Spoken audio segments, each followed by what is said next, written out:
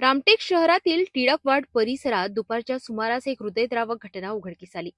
टिकाराम उर्फ गणेश सीताराम रहाटे वय वर्ष 50 यांनी बस स्टॉपच्या मागील बाजूस असलेल्या गहू तलावाजवळील विहिरीत उडी घेऊन आपले जीवन संपविले. या घटनेमुळे परिसरात एकच खळबळ उडाली असून नागरिकांमध्ये भीतीचे वातावरण निर्माण झाले आहे.